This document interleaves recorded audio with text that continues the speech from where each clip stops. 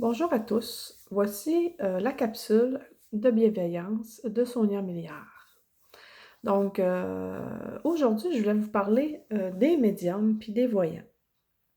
J'ai des questionnements, j'ai du monde qui ont des jugements, bref, c'est quand même assez divers. Je voulais juste vous expliquer c'est quoi la différence d'une médium, d'un voyant, puis c'est quoi le rôle dans tout ça. A-t-il vraiment des charlatans?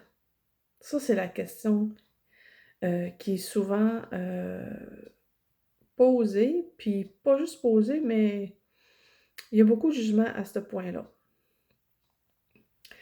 Tout d'abord, je voulais dire que la différence entre un médium et un voyant, c'est complètement deux choses, mais qui peuvent être aussi dans le même.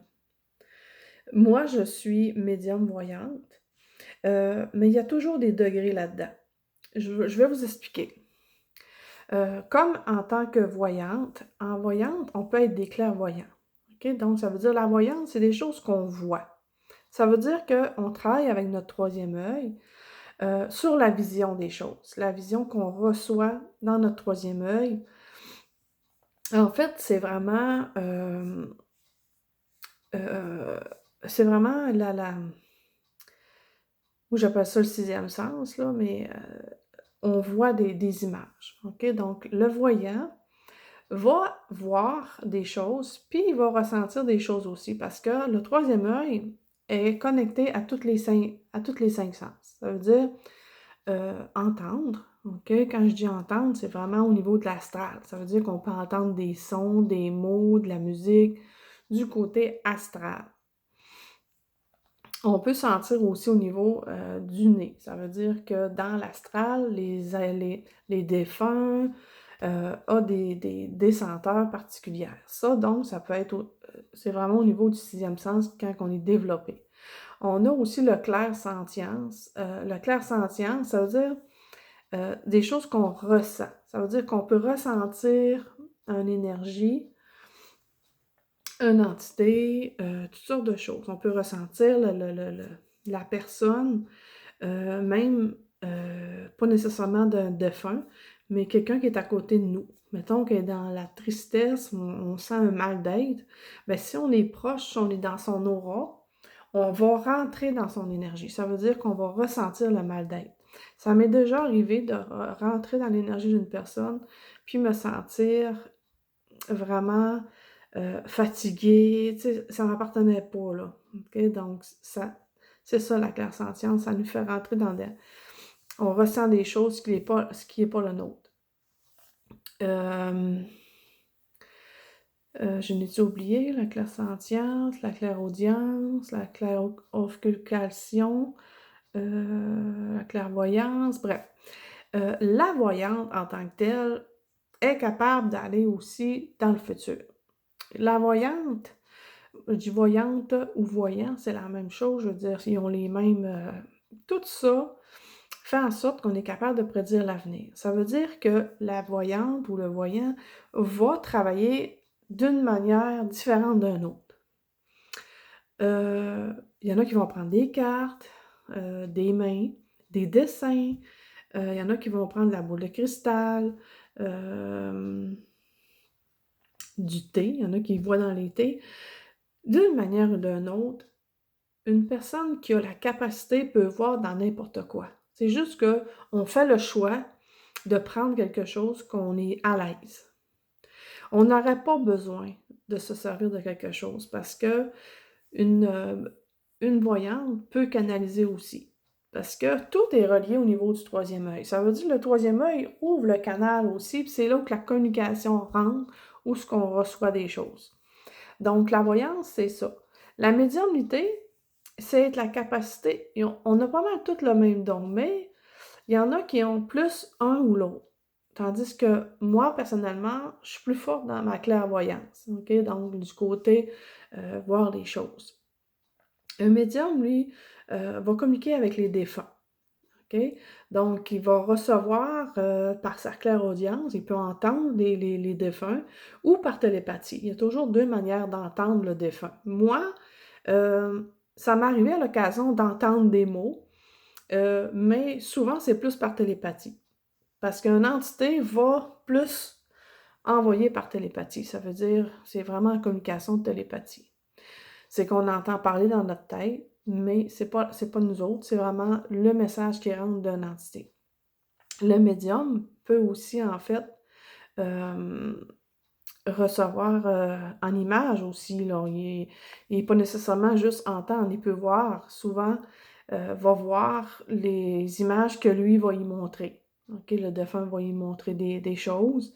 Le voyant puis la médium, c'est la même chose, c'est juste qu'ils ont une interprétation de faire. Il faut bien interpréter de ce qu'on reçoit. Il y a des médiums qui ne verront pas sincèrement. Il y en a qui ne sont pas clairvoyants ou quoi que ce soit. Ils vont juste voir les esprits. Il y en a d'autres qui vont entendre juste sans les voir. Donc, c'est différent. Mais quand on dit médium, c'est plus du côté plus des entités, ces choses-là. Mais ça n'empêche pas qu'elle est capable de canaliser tout simplement. C'est qu'il faut être capable comment je dirais bien ça? De différencier. Moi, je dis que d'une manière ou d'une autre, c'est bon toutes les deux. C'est juste que le voyant va être capable de prédire l'avenir, tandis qu'un médium, ben, c'est rare qu'ils vont prédire l'avenir. Ils vont plus être en communication. Ils vont faire de la communication. Genre écriture inspirée, écriture automatique ou directement canal, voix par voix, puis c'est ça. Donc, un médium peut être voyant, un voyant peut être médium, ou tout simplement médium tout court, ou vice-versa. Donc, je dirais qu'il n'y a pas de mauvais. Chaque médium, chaque voyant marche par taux vibratoire. C'est pas pareil d'une personne à une autre. Je vais vous parler de moi présentement. Je peux, dans une journée, mon taux vibratoire va être plus haut que d'habitude. Je vais être capable de plus recevoir et d'avoir des informations pour ma cliente. Par contre, si j'ai une autre cliente, je suis encore dans le même taux vibratoire, mais qu'il y a une cliente qui vient que je ne suis pas capable de lire. Ça arrive, là. Ça arrive que des voyants ne peuvent pas être connectés 24 heures sur 24, puis ça ne veut pas dire qu'elle va être bonne avec cette personne-là. Elle peut être bonne avec tout le monde, sauf avec une, puis c'est cette-là qui va faire juste du tort à cette personne-là. Pourquoi? Parce que c'est le taux vibratoire. Si la personne devant moi, elle a le taux bas, puis elle se ferme. Quand je dis se ferme, ça veut dire que c'est quelqu'un qui vient te tester, quelqu'un qui ne croit pas à ça, mais qui voudrait avoir des informations. Je peux vous dire que quand quelqu'un arrive fermé, ça, c'est toute énergie, hein? C'est dans l'énergie. Donc, c'est impossible, ça c'est le meilleur voyant du monde, ne sera pas capable d'aller chercher les informations qu'elle veut savoir parce que elle est fermée, donc l'énergie passe pas. Donc, est-ce que ça fait de moi ou la médium ou la voyante fait d'elle que c'est une charlatante ou quoi que ce soit? Non. Ça marche vraiment au taux vibratoire. Et ça va selon nos guides aussi. Ça a l'air niaiseux, mais c'est les guides qui décident. Si tu as des choses à savoir, tu vas le savoir. Si tes guides ne veulent pas que tu le saches, tu ne le sauras pas. Ça m'est déjà arrivé, moi, de ne pas voir des choses, puis le lendemain, il est arrivé quelque chose. Mais si je l'aurais dit à cette personne, si mon guide me l'aurait fait dire à la madame, puis que cette personne-là avait la capacité de changer son karma, son destin, ça aurait tout foiré dans le fond. Ça veut dire que mes guides, ils ont autant pas me le faire dire, me le faire voir, pour que cette femme-là vive son karma ou sa chose qu'elle devait vivre. C'est comme ça, on décide pas du jour au lendemain, aujourd'hui, je vais être bonne, puis aujourd'hui, je serai pas bonne. Non, ça n'a rien à voir. C'est vraiment les guides qui vont décider, les guides, les anges qui vous accompagnent. Ça va être le taux vibratoire de la cliente.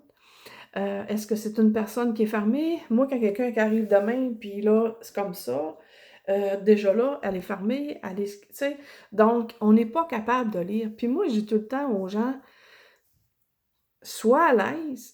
Si tu viens pour juste tester ou quoi que ce soit, viens pas, ça donne rien. Je serai même pas capable de lire.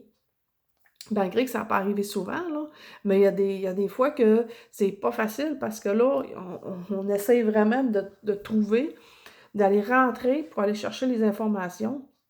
Donc, c'est pas facile. Moi, je dis tout le temps aux gens, tu vas voir une voyante, ben reste ouvert, puis sois ouverte, puis vas-y. Puis pose des questions. Et plus on a d'informations, plus on a de questions, plus c'est facile pour nous parce qu'on reçoit des guides, on reçoit, puis là, on est capable de parler. Si tu arrives, puis tu dis, tu te mets un zipper, tu dis, OK, je t'écoute. Il n'y a pas de problème, je vais t'en sortir des choses, mais tu n'auras peut-être pas tout ce que tu veux savoir. Parce que tu te fermes. Tu te fermes. Moi, vous allez rire, j'ai déjà eu un client qui est venu me voir dans un salon. Il avait caché sa bague. Il avait caché sa bague de mariage dans ses poches. Puis moi, la manière que je fonctionne, là, c'est que moi, quand tu arrives chez moi, j'ai un pad en avant. J'ai un pad. Puis moi, la première étape que je fais, c'est que j'écris le nom de la personne. Puis ensuite, parce que je fais toujours des lectures d'âme au début. Puis ensuite, je demande le nom du conjoint ou de la conjointe, puis le nom des enfants. Parce que je suis capable de rentrer dans l'énergie de ces personnes-là pour justement avoir une belle lecture d'âme, puis d'avoir des informations des vies intérieures et tout ça, s'ils ont des choses à travailler. Cette personne-là, il a comme resté surpris parce que moi, j'ai demandé le nom de sa conjointe. Fait que là, il a comme été obligé de me le donner. Fait que là, il m'a regardé, puis il est parti rire. Ben, il dit d'abord, il dit, ça donne rien il dit, de cacher ma bague. T'sais. Fait que, tu sais, des testeurs comme ça, il y en a tout le temps. Mais ça donne rien. Vous vous nuisez quand vous faites des choses de même. Parce que, dites-vous, là, c'est pas vous, vous allez décider de toute manière. C'est vraiment les guides qui accompagnent. Donc, est-ce qu'il y a vraiment des charlatans?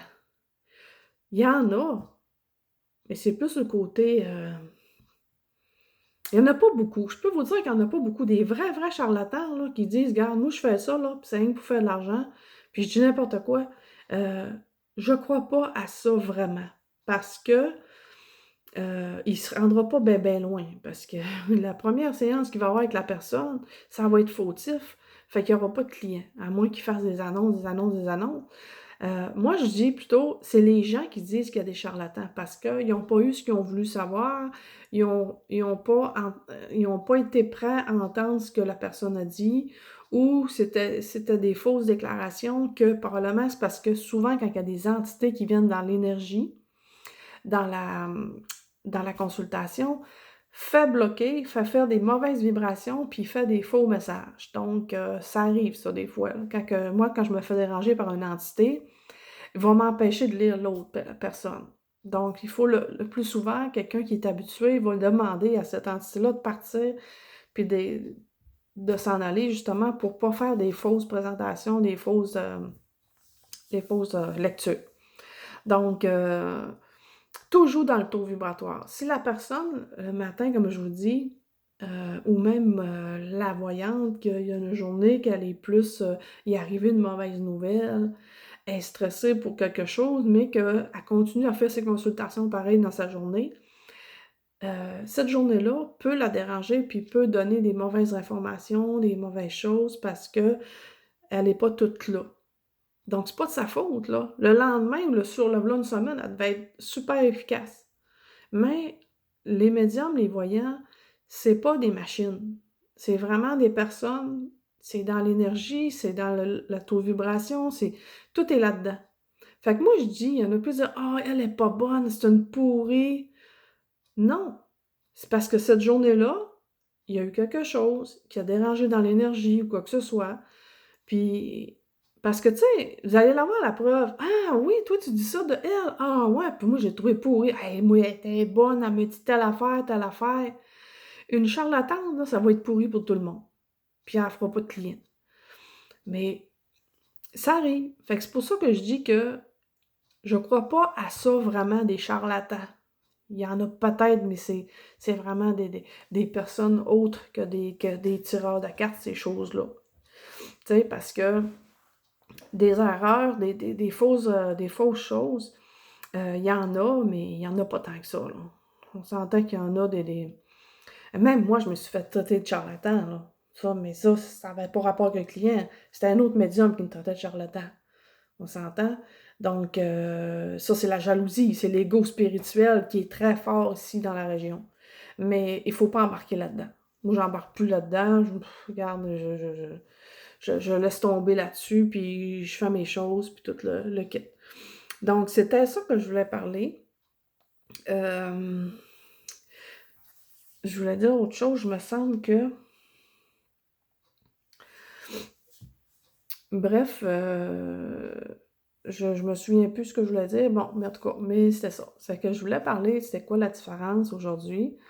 Donc, je pense que j'ai parlé de ça. Et bref, c'est ça. Je crois que c'est comme ça. En tout cas, moi, c'est ce que je vois. Puis je dis tout le temps aux personnes, restez donc ouverts quand vous allez voir une voyante.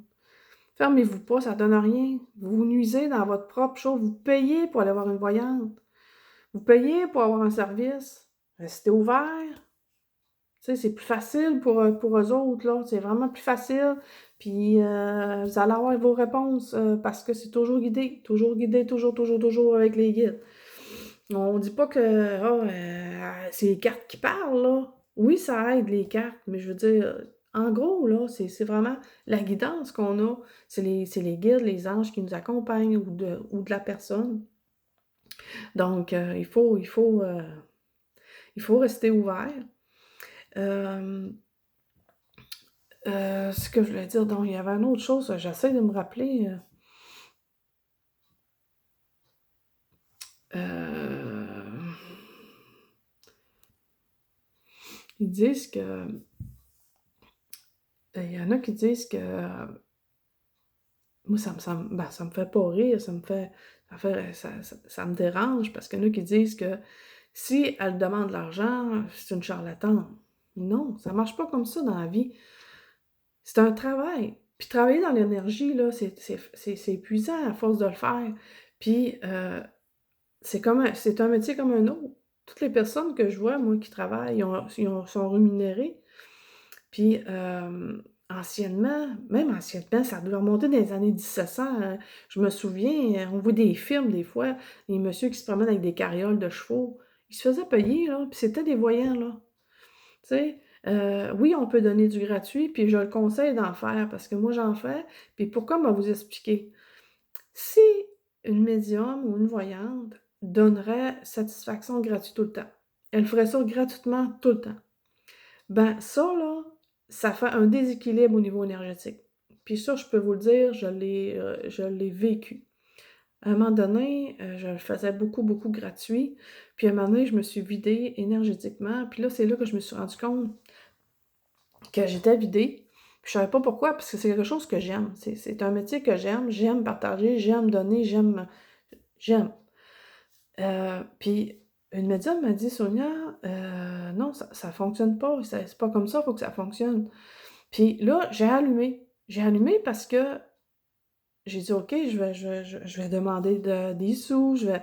Puis au fur et à mesure que je le faisais, mon énergie remontait. Donc c'est un équilibre énergétique. Ça veut dire que, on donne, on reçoit. Puis ça là je parle des médiums, des voyants, mais ça peut être dans n'importe quel travail de nos vies, là. Si on donne toujours à une personne, si je vous donne, je sais pas moi, une personne, va donner de son temps, de son amour, va toujours aller voir les personnes, trop gentilles. Une personne trop gentille va être complètement vidée. C'est pas parce qu'elle va avoir donné toute son énergie, comment je dirais ça? Son temps, non, c'est parce qu'il y a pas d'équilibre.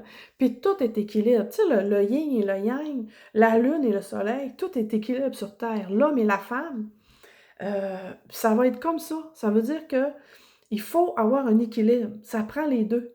Ça veut dire que moi, si je dis je donne, je donne, je donne, je donne beaucoup, ben maintenant, ben, il faut qu'il y ait un retour. Vous comprenez? Donc, c'est important qu'une médium, elle reçoive des sous pour justement être capable de revenir dans l'équilibre.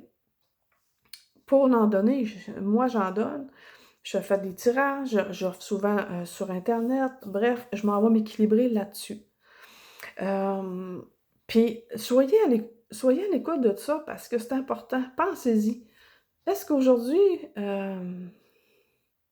j'ai trop donné? Pensez-y. Si vous êtes trop fatigué, dites: «Oh, OK, j'ai trop donné».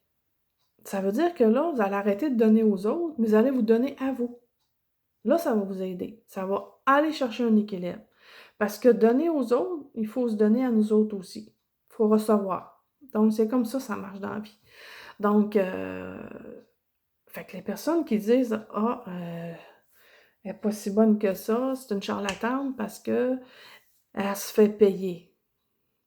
Mais non, c'est comme ça, c'est la vie. C'est pas juste parce que je travaille aussi. Oui, je travaille dans l'énergie, je travaille, j'ai besoin de sous comme tout le monde. Mais non, mais c'est pas juste ça, c'est dans l'énergie. C'est qu'à un moment donné, il faut que ça soit égal, tout simplement. Puis, si mettons, je le ferais tout le temps gratuit là, ben, je serais pourrie. Je serais pourrie, c'est clair. Parce que mon énergie serait trop basse, puis, ça viendrait que les anges, les guides me stopperaient. Ça m'est déjà arrivé là, mon accident automobile, ça n'a pas arrivé pour rien, là. On a toujours des leçons à apprendre, puis c'est comme ça. Donc, voilà, je pense que j'ai fait le tour. C'était ça que je voulais vous parler aujourd'hui de ma capsule de bienveillance. Donc, je vous en remercie et bye bye!